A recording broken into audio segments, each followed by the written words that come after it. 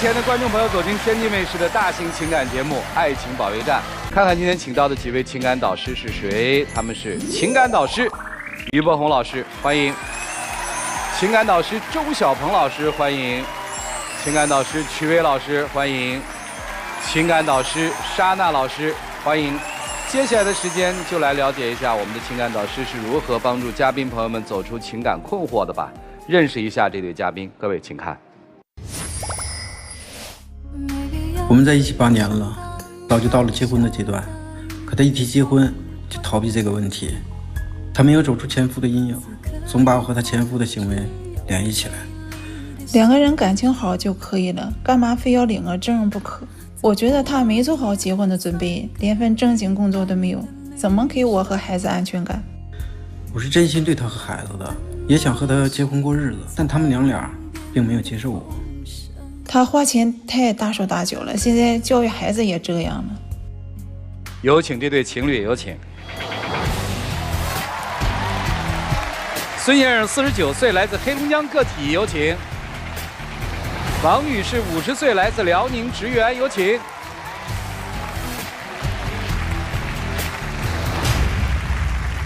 欢迎两位啊！今天是您要来的对吧，孙先生啊？对。啊，49岁了。对。52知天命了，这马上天命都要知了，你来我们这儿干嘛？考我们来了是吧？这个主要是我跟他7、8年了，原先我和他都有一段失败的婚姻，然后我俩在一起以后，我看这已经就像你说的，都马上50了啊，我想有一个安定的家啊，完我想跟他结婚，他一直迟迟不肯。这资料上面是您是个体，您是做什么的呀？我以前是搞音乐，后期呢，就现在是在二手市场倒腾一些机车呀，一些二手物品。您是玩机车的？对。啊，那我基本应该知道怎么回事了，因为从这个装扮上也能看出来，为什么不愿意嫁给他呀？这不都谈了7、8年了吗？啊，哎，当初跟他在一起吧，就想有一个稳定的家。哎，对，都想有。但是他现在给予不了我，他现在就是没有稳定的工作，也没有稳定的收入。这什么叫稳定的工作呀？稳定的工作难道就是朝9晚5？我现在干的这个二手行业，在这个二手市场卖这些车，其实它也是一种职业吗？什么叫稳定？朝9晚5不是稳定工作吗？那难道是啥是稳定的工作？对，您是做什么职业的呀？我是一个学校的招生主任。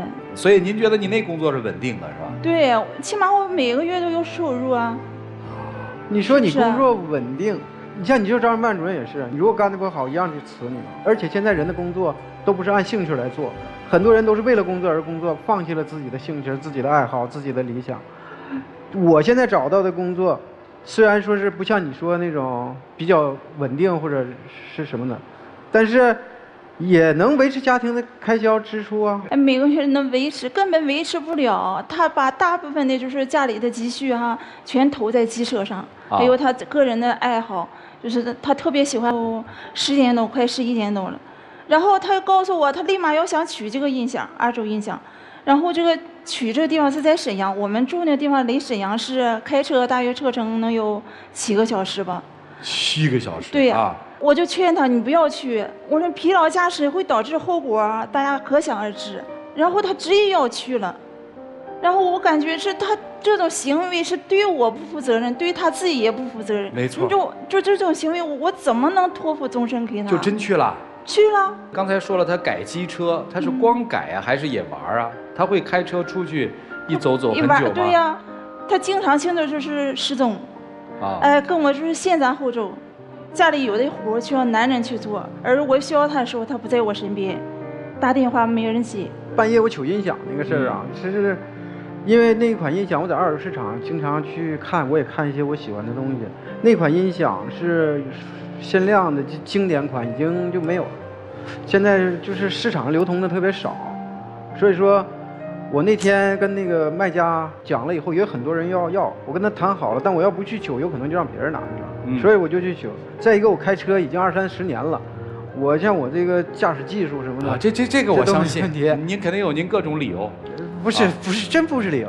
那你突然骑着车出去很多天是咋回事？对呀。这个其实我还真不是说不负责任或者，你看我是改装机车，我要改装的成品，我得让人知道啊。我说接触这些车友，他们知道我说，一个是他们可以买，或者他们给我宣传出去，有人相中会买啊，要不然别人不知道，我也卖不出去。因为这个东西在他那个看来就是一无是处，但是那白给他都不要。但是你要懂得他欣赏的人，他多钱都能买。那你自己算算，你就最近这1年，你就是收入了多少，你投入了多少？你看看你心里没个数吗？你记不记得就是上个月我买回来那个自行车，我才花300多买回来，我又加了100多块钱装修，那都是最小的那一件事情，你就骑出一圈就让人相中了，就卖了1000多。你这是1次2次，但是说你现在钱就投在那里的钱就是大部分的，回报的就是极少的。这个月有了，下月就是没有。我感觉他可能没从他前段那个婚姻的阴影里面走出来，这样的。他经常就像孩子，有时候他的孩子跟他亲爸，有的时候就会通电话要去看。每次他的孩子去见他的亲爸的时候，他平时是不抽烟，但是每次见的时候，他都会躲在一个角落里在那吸烟。而且我在管他的时候，他就一开始就是说不用我管啊，我要说多了的话，他就说我前夫都没管我，你凭什么管我？你说他这种话当谁？我跟他7、8年的感情，这样说我在什么样？你们这7、8年有同居吗？有啊。孩子跟着他，那就孩子跟你在一起，跟我们在一起。等于12岁的女生嘛，一直跟你们在一起生活是吧？对对对。到20岁了。对。那你跟他闺女感情好吗？我认为还行吧，但是他有的时候在孩子教育问题上面，他也是百般的阻挠，也不让。反正我说也不怎么听。他就管我，还管的特别偏激啊！就是有一次吧，我姑娘就是打开那个水龙头去洗脸。然后这个水龙头就是一直就是没给关吧，但是从他嘴里就说，哎，你为什么不把那水龙头就是用完赶紧关上呢？哎，听了我特别不舒服，他那语气特别的生硬，教育孩，我感觉不应该用就是这种，哎，就是命令式的口气去教育，而是用说就是跟孩子嘛，应该像朋友一样去教育他。每次吧还说孩子，哎，这也不对，那也不对，又乱花钱了，如何的？孩子买点小东西也是乱花钱，难道他买那些就是所谓的什么他自己喜欢的爱好的东西，那个音响都上千，有的是上万，机车都上万。孩子那零花钱才几个钱呢？不是，咱们不这么比啊。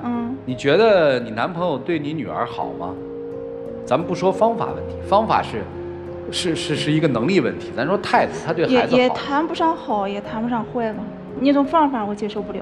好的有的时候也不是说一点都不好，肯定有好处，也不可能就是这么长时间在一起。他的孩子我也是当自己的孩子一样的养。你就像他说的，就像是那个水那件事情，那孩子一直就这个毛病，就是只要他去洗漱，水龙头开，什么时候完事了都不带关的。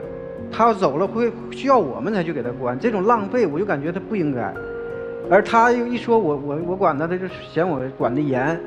再给我花钱这方面，我不是说他花了多少钱，我是感觉他这个习惯不好。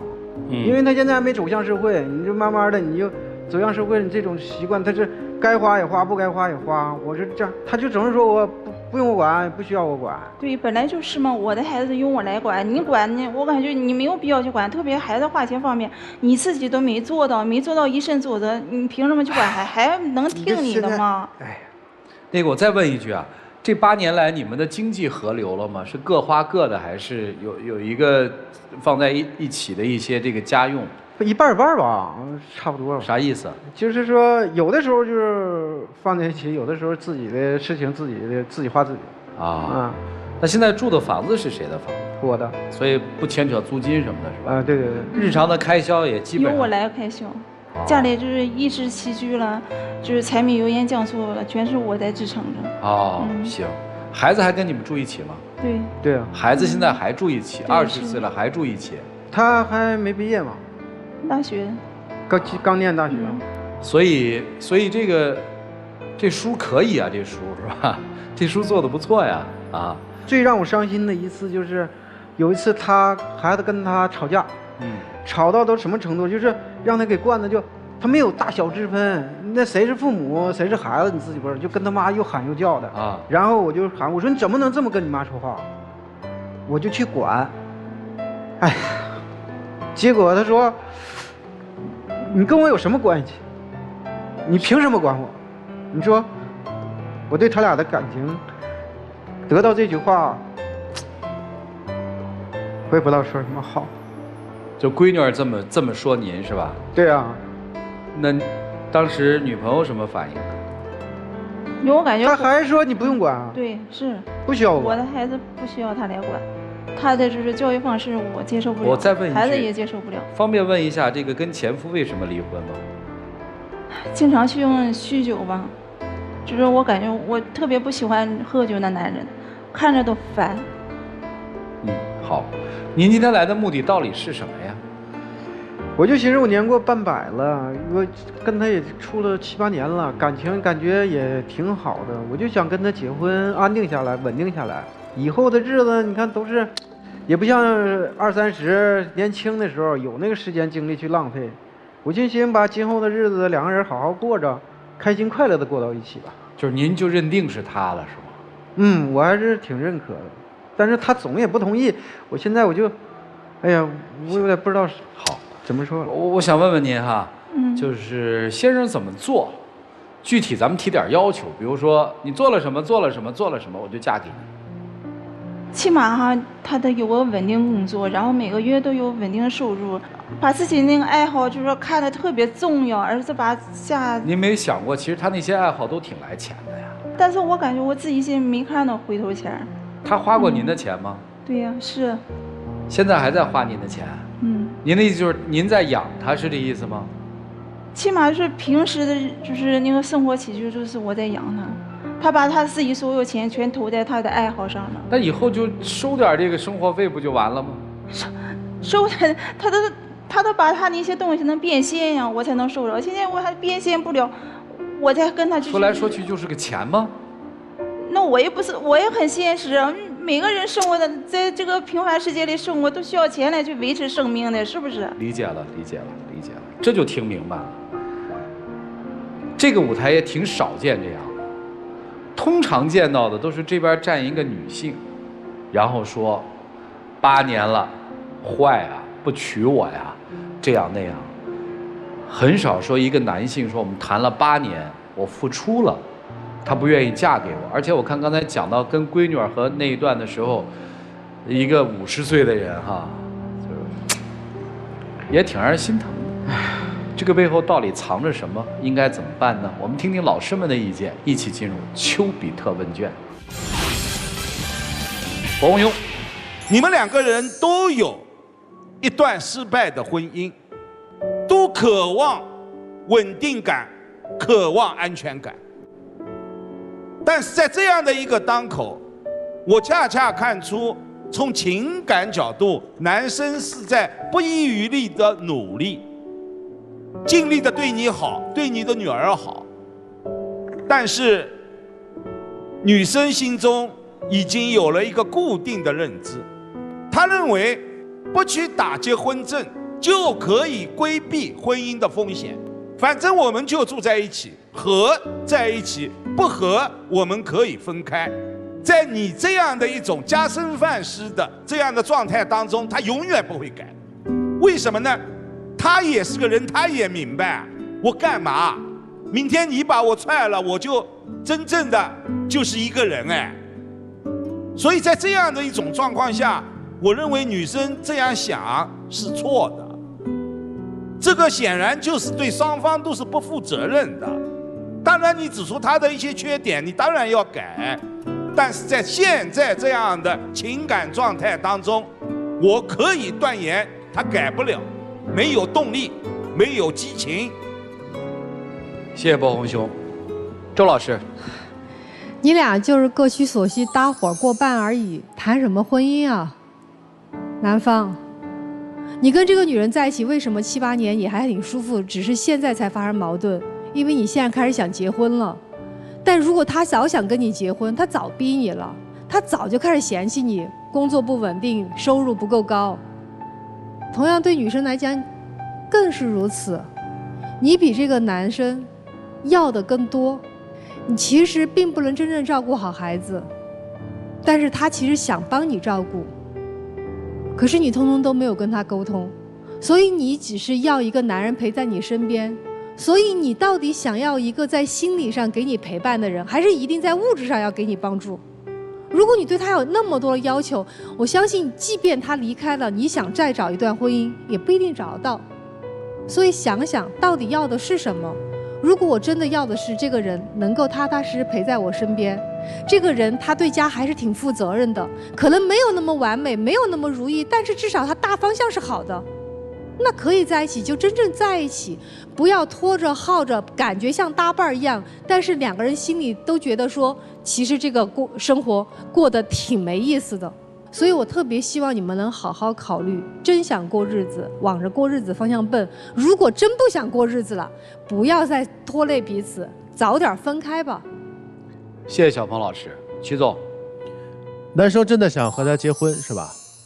你的行业是正当的，你的工作是稳定的，但是你是稳定的不挣钱啊。交房租吗？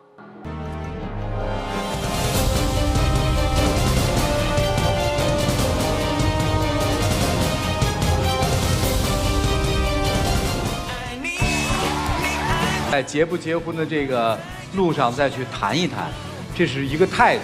回去之后还真的应该好好的合计合计，盘算盘算，下一步应该怎么走。回去好好聊吧，好吧？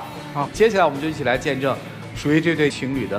他总是爱瞎折腾，指望不上丈夫，我只能自己起早贪黑，为了家里过上好日子。想起一出是一出，他总是做浪费时间、浪费精力的事儿，高估自己的能力。家里家外都要靠我忙活，不干活还要指使我。哪有男人照顾孩子、洗衣做饭的？女人就要管好孩子，负责家务。他阻碍我进步，生怕我变优秀，约束不了我。有请这对嘉宾，有请。陈叶儿38岁，来自山东个体，有请。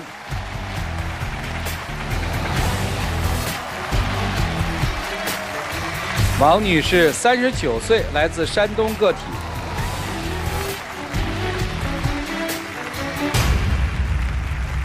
欢迎两位啊！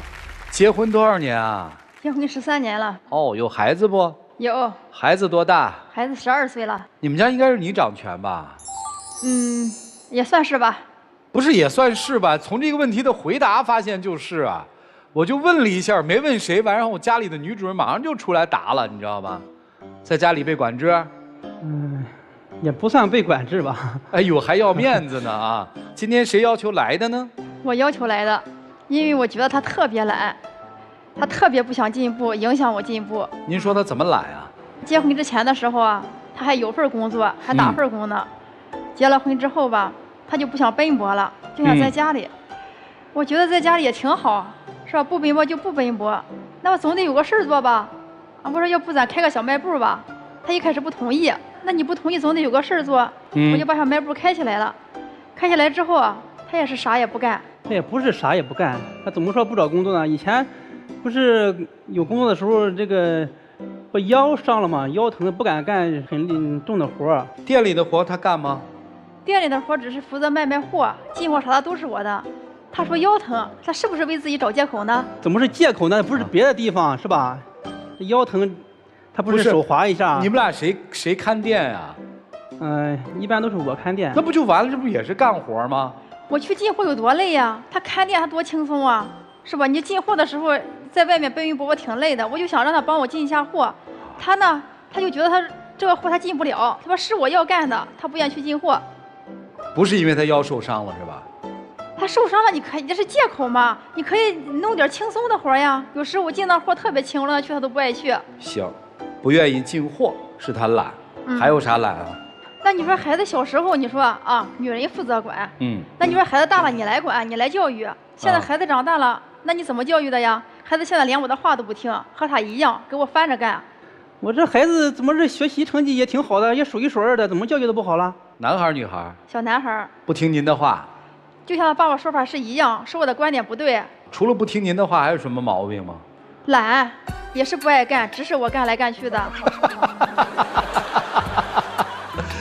啊，一个女人带了俩儿子，确实累啊！啊，这个丈夫这还不是你从小被他培养的吗？你看小的时候喝奶粉的时候，买了奶粉，刚买奶没喝2盒，啊，又说得喝什么鲜奶。那你孩子他爱喝鲜奶了，那奶粉给现在都一同喝着呗。别的小朋友都喝鲜奶，他也新鲜呀。他看那种包装的也特别新鲜。他爱喝，他是爱喝，但是他那个东西不喝了怎么办？那不浪费了？他万一都喝呢？那不都有营养吗？你不能惯着孩子啊！从小你看你惯着孩子这毛病。去年的时候你看啊，非要闹着买那个什么平衡车啊，我说那个东西也有危险啊，人家那孩子啊有什么你也看了要什么啊，你非得不听还给他买，这不是你惯的毛病吗？我给他买了，孩子可以锻炼呀，孩子可以锻炼平衡呀，你可以跟着他呀。那你是干嘛的呀？你可以扶着他去学呀。我跟着上吗？腰疼我跟着上吗？我能跟上他吗？带轱辘的。你看他又在为自己找借口呢，主持人，你说是不是？没，不是，确实平衡车他要骑起来你也跟不上，就是你得跑啊，确实跟不上。他非每次说我说东西，他就说啊，你懒啊，就这样说我。那我说让孩子去城里上学，那你咋不让去呢？城里上学跟他家里不一样吗？那在学习好，在哪个地方都一样。你是金子在哪里都发光，你跑到城里上学就好了，说不定你到那边又学坏了呢。你去城里上学，现在不是都得买房吗？是不是？你没房子，你能上学吗？在那里？那可以把咱小卖部卖掉呀，卖掉了之后可以去城里呀。卖掉了还有经济来源吗？首付都交不上，就算是啊卖了，能交首付了，那后期那个房贷什么的，你靠什么还啊？那咱们一块儿给孩子去城里呀，咱们找份工作呀，咱们一找着工作发了工资可以还呀。你说的倒是轻巧。找工作哪有这么好找？现在你看我们这个年龄了，又不是说20多岁的时候，那有的工作就不要你，你说好找吗？我说我可以去学个公交车证，那也可以是一份工作呀。你学证不花钱吗？学了证，等你再不知道什么时候考出来，考出来之后，人家这个年龄有限制啊，45岁以下的，你等你学出来，你能开几年？还不知道你什么时候能学出来。那我说考个会计证呢，你也不同意呢？你也不让我去呢。关键是你没做过，你现在在考那会计证，你感觉能行吗？能考出来吗？不说以后那工作好找不好找，你考不出来还得你说了呢。那你不是永远不知道啊，主持人，你看他总是怕失败，总是不愿意去尝试。你干啥没风险呢？不是，您可以去尝试，您去考去呀。他不让我去。他阻止您考会计证，您自己学完去考，拿回来不就打他的脸了吗？您去呀。我去，他不让我去，我报名也不让我去，然后说如果你考会计证学习期间，这孩子他也不帮我带，家里小卖部还得不帮我打理，然后他光只负责卖货不进货了，那家里不都一下子都是一摊了吗？成了摊了就摊了呗，摊了他不就长大了吗？那你说您真走了，真不管了，他也不管，我还真不信了。后来我就说，那你啥也不让我干，那你干，就找了一份保安的工作，保安的工作也不用累腰。那轻松吗？那你咋也不去了呢？不累腰吗？就在这整天站着，累不累腰啊？那你能干啥呢？现在我们士不起，现在因为嘛，小卖部它有个收入啊，你非得要去城里啊，咱们没有那个经济来源，你要靠什么生活以后？现在靠咱这个小卖部还能维持，等着孩子考大学的时候还有6、7年的时间呢，到时候咱们也有一些积蓄了。你现在卖了，什么也没有了，那都是零了，那都是未知数，你知道吧？你就只活在当下，是不是啊？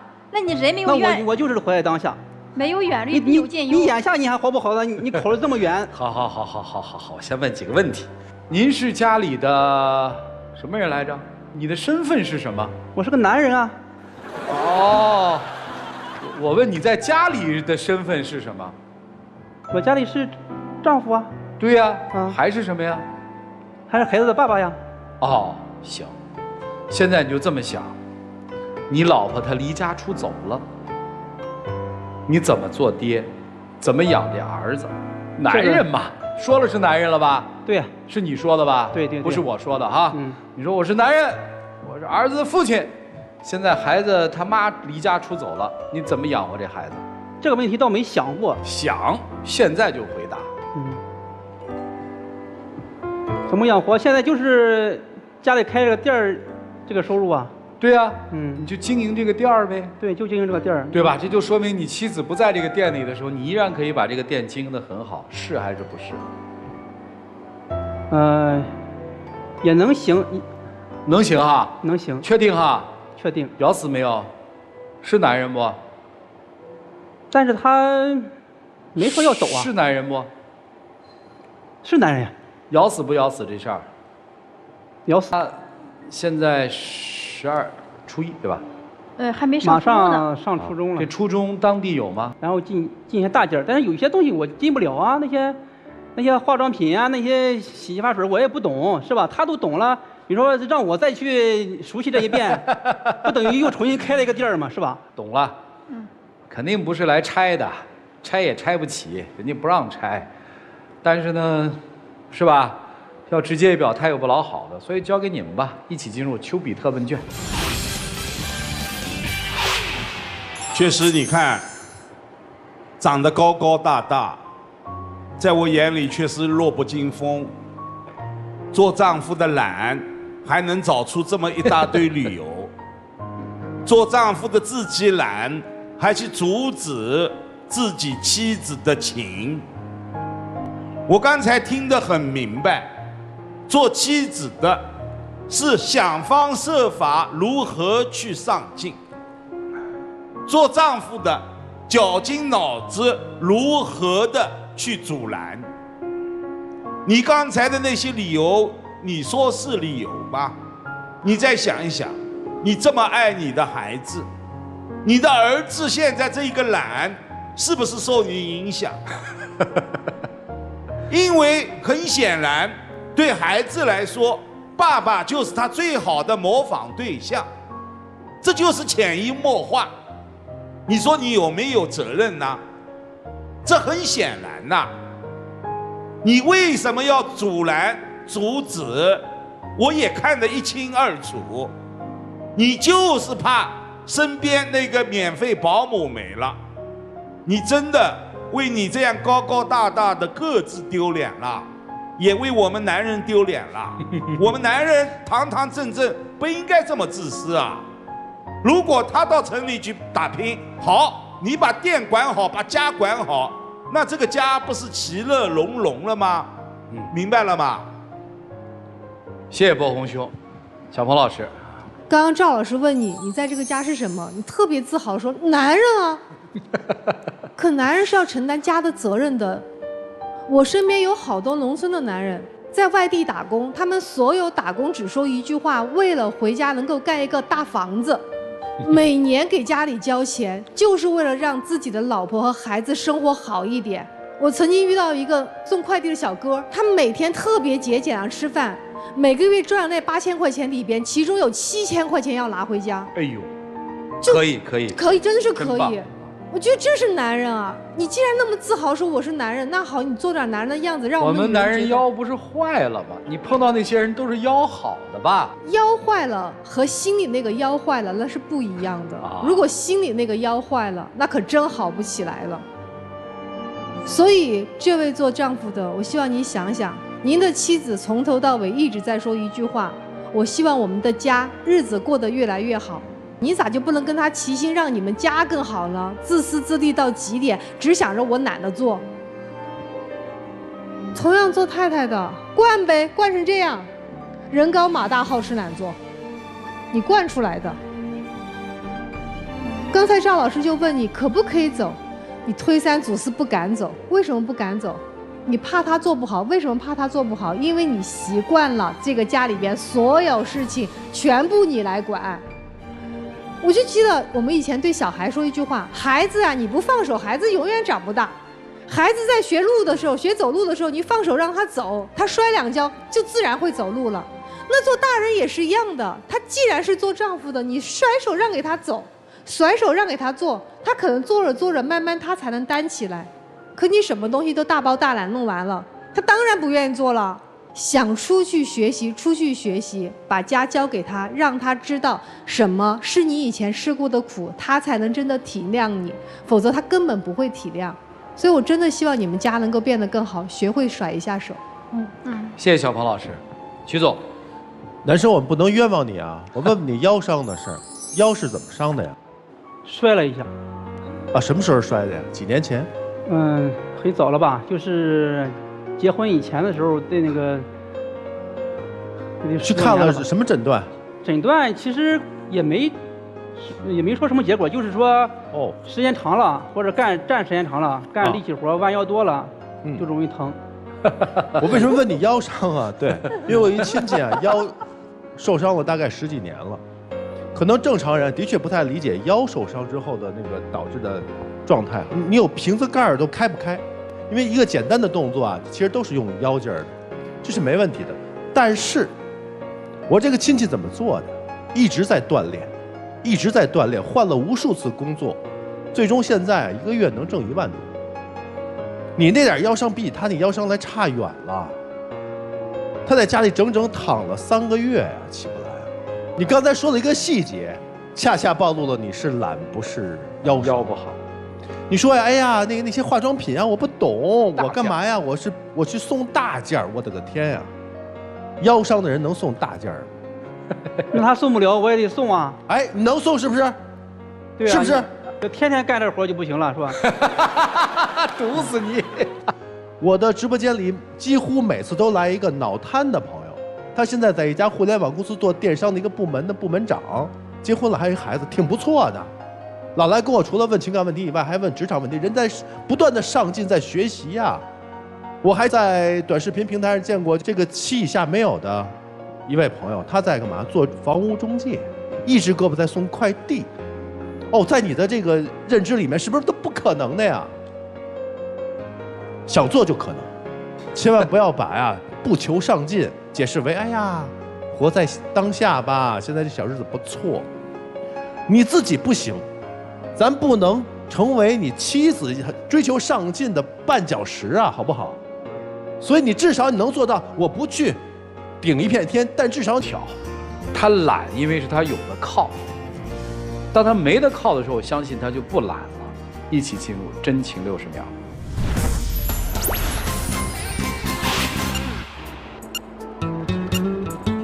行，我刚才也想了想啊，行，回家以后那个店儿就我来看着，我也学学进货什么的。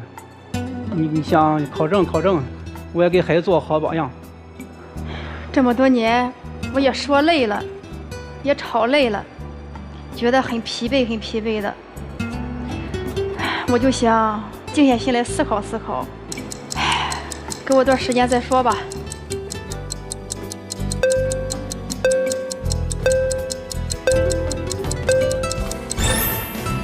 谢谢两位，请回吧。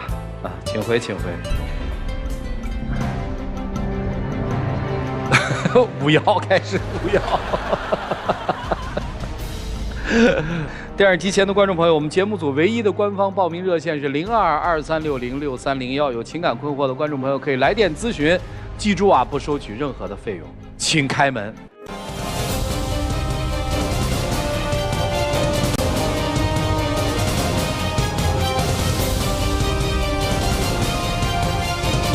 跟随我们老师一起走进京云中央厨房，走进爱情保鲜剂。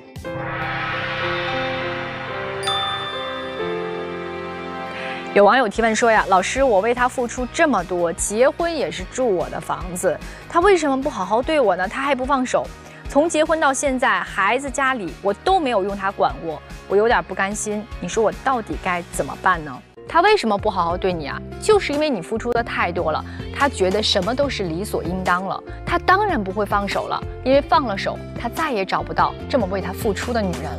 所以不要再对他这么好了。要谢谢4位老师跟我们做的精彩的人生分享，也感谢电视机前观众朋友的收看和陪伴。我们下期节目再见，谢谢大家。